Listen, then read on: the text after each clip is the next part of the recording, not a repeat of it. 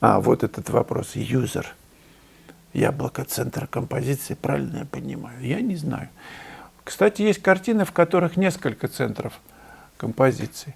Куда смотрит глаз, куда...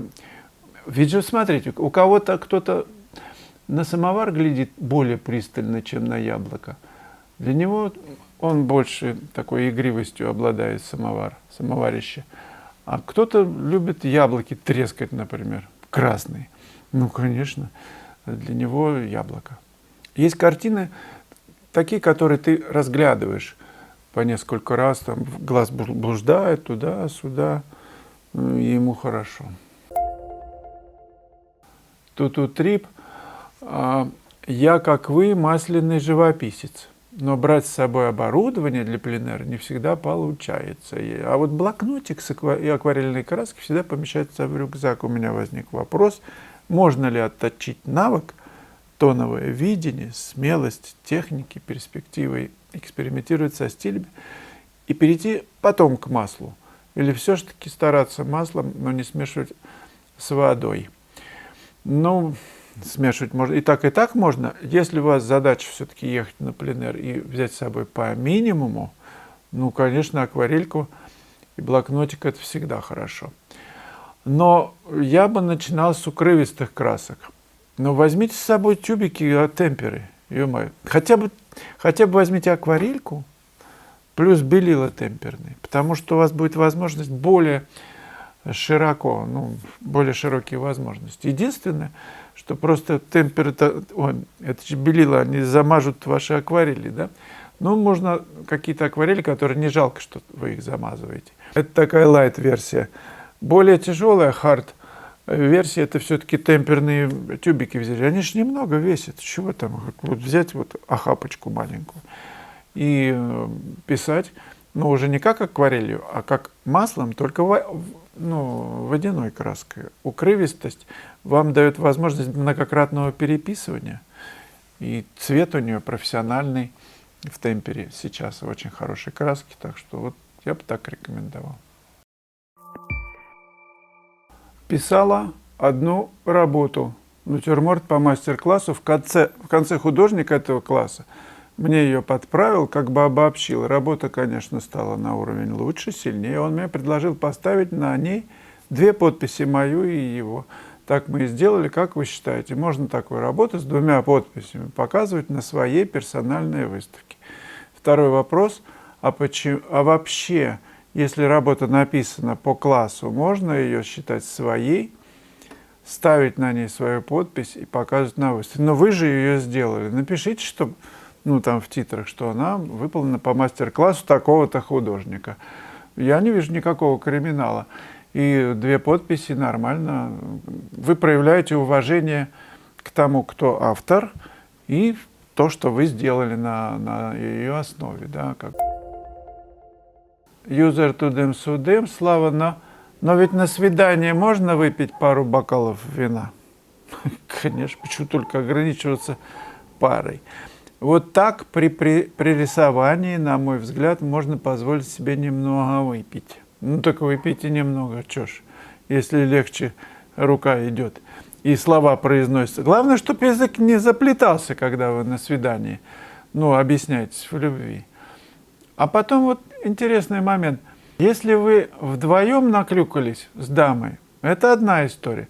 Но если вы вот весь трусились и как бы переживали и сами перед свиданием немножко на шарах приняли и пришли немного на рогах, то, конечно, кто с вами потом будет встречаться?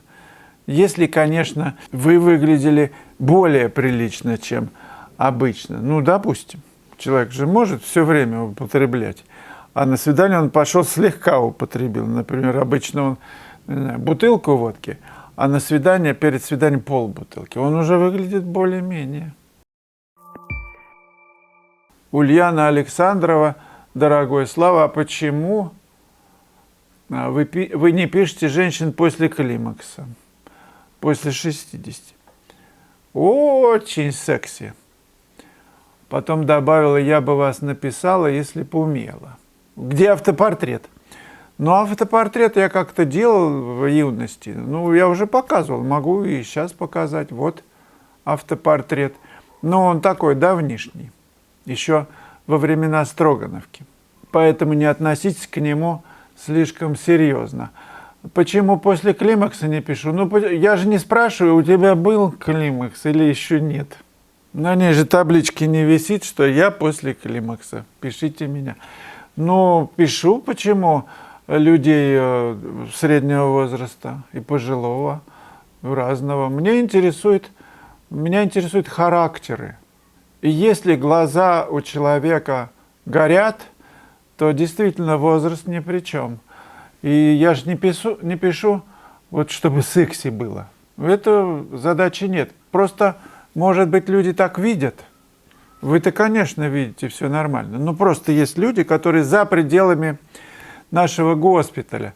Они могут, или случайно зашедшие, они могут, я не знаю, какие-то выводы из этого делать странные для меня. Я пишу, у меня какие-то идеи, часто возвышенные, а они все хотят как-то наклонить.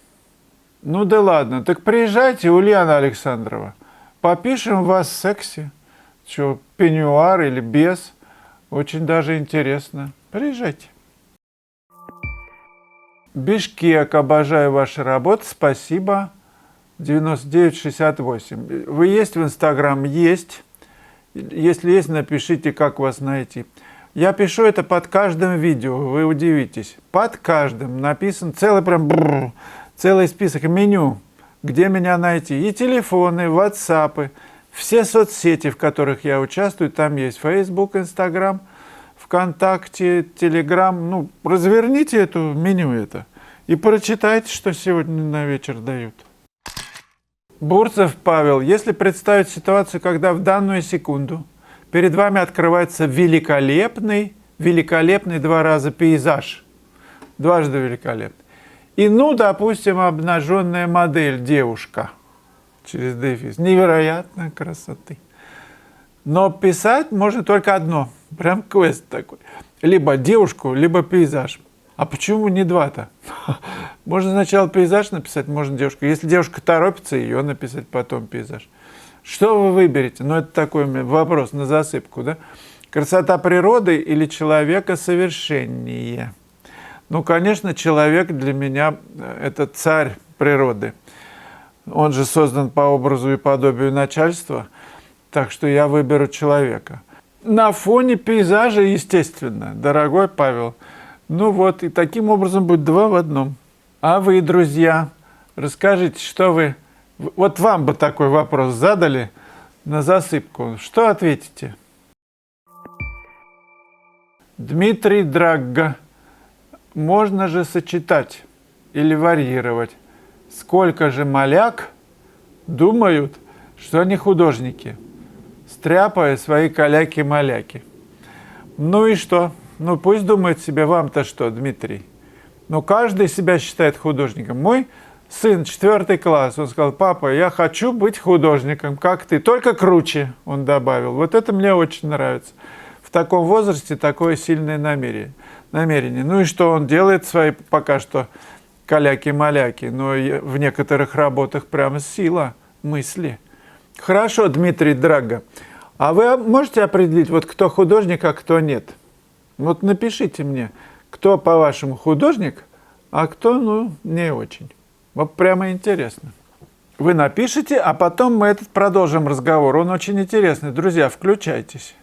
И, кстати, вот юзер пишет: Слава, покажите нам работы вашего сына, если можно. Ну, я покажу некоторые. У него, естественно, как шлея под мантию попадет, так он рисует. Если нет, так поделки он любит какие-то делать.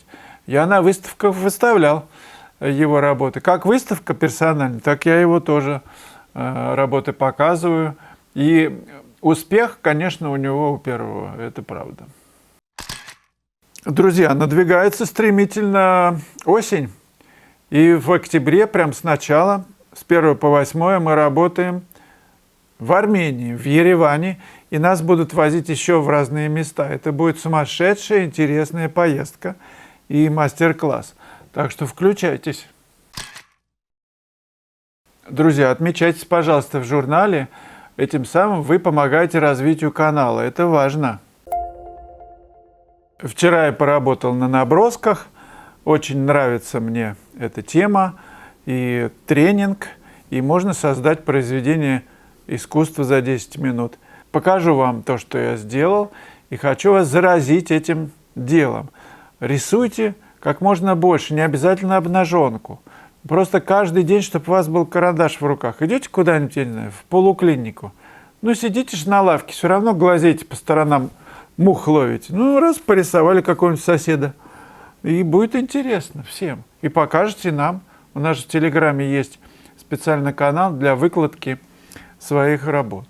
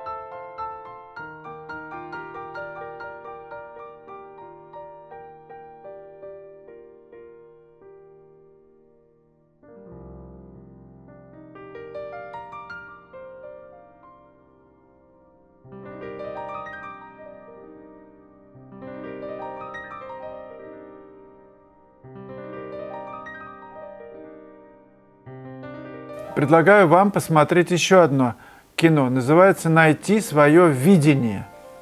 Важный момент. Там тоже отметьте, пожалуйста. Ну, пока.